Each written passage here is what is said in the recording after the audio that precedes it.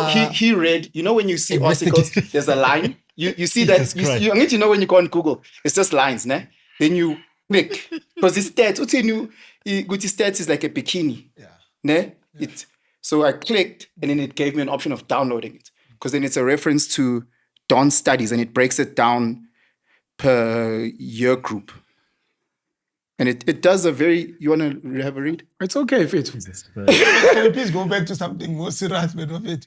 No, we have to break it down. Because when he says wrong, and it's okay. But at least we'll have knowledgeable people in the comments. He read one line. I went into his one line, and it's written at the top, Dawn Studies Grade 10 to 12, Section 4 Assessment, Introduction in Formal and Daily Assessment, Formal Assessments, and it breaks it down grade 10, how it's broken down grade 10 to 11, and then grade 12. So I'm reading the whole document. Penson. He read a line. And then based on a line, we have to agree with him. Based on the document, all of a sudden he seems... This is the guy who taught for 10 years, by the way. I just want to mention this. When you know what he's like? You know Christians when they read a verse. Are we going back to Jesus? No. Christians will read a verse like this. This is how Christians will read a verse. Water is the prime substance of life. Ne? What does Jesus say? Prime. What is prime? Prime is at the beginning and the end. And life. And they just take a verse with no context and they plug it into the world. And now we have to agree. Sorry. We read a line.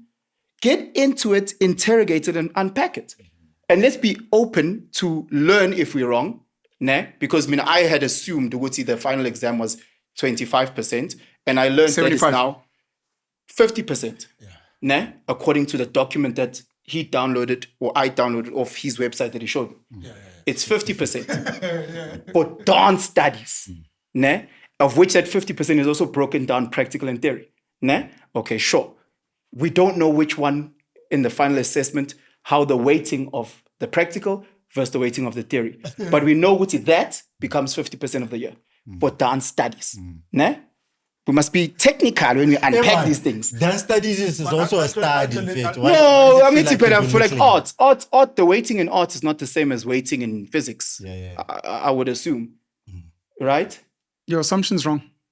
Okay. So, physics, no, it's not theory and practical. It's just continuous assessment and exam. Sorry. No, I need to say this because this is important for the audience, not us. I'm going to speak to the audience. People must go and do their own research. Very important. This is just a podcast. And I'm going to give one more reference, but I need people to go and research this because some of these clips get taken out and then people go and it becomes a thing.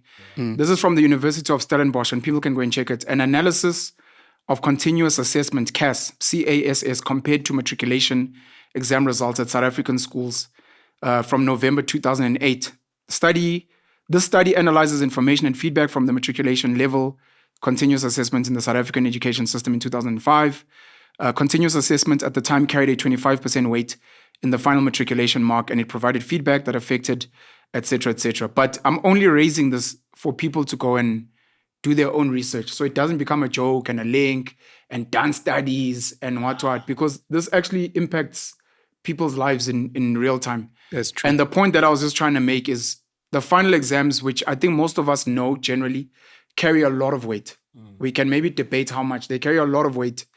And I've got an issue because matric is also a culmination of grade 11 and matric, but also all the other years. And if we decide at some point to change the pass mark from 30, we need to make sure whatever that pass mark is as close as possible to measuring the knowledge of the child. And not for us to assume that because a child got 30% in an exam or a couple of exams or some continuous assessment that they don't know that stuff. And that just becomes very dangerous. That's all. There's a point I wanted to make, man. Sorry, Debs, Penson, this is going to be the last thing and then you can speak. Sorry, bro.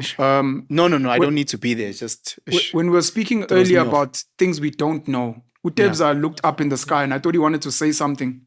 I don't know if you still want to, because the thing I wanted to raise is people, young boys in particular in our case, come to podcasts looking for knowledge. And I'm wondering if maybe this is why we'd need like maybe a men's conference once a month or maybe why people have even went to church. I guess podcasts become church now. Would like say, I need to watch this guy once a week because there are things my dad, my uncle, my mom, my aunts are not teaching me. And the only place I ever found these things was with these guys. And if it wasn't with these guys, I was never going to have this knowledge.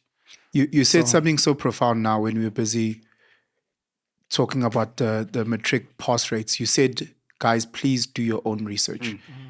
I think in any topic that we do or anything that we discuss, it's so important for people to do their own research. And here's the problem with how we do our own research. I'm to blame.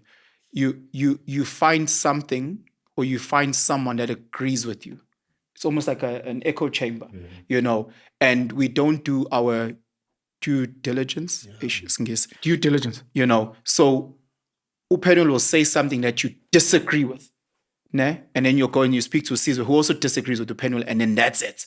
They are wrong. And it's maybe an ego thing. It's maybe, I don't know what it is. It's an ego thing. It's confirmation bias. And it's propaganda. Bias. Confirmation bias. Where we don't really want to find something that will disagree with us. But that's where the learning is, And yes, it's humiliating at that time when you found out about transgenders, transgender, or you find out about whatever the case is, it might be, but it's great learning for future. So rather take that humiliation, rather take that research so that it can propel you forward. Versus trying to be right. This is what Penel said. This is what's happening. Boom. So I think that's quite crucial.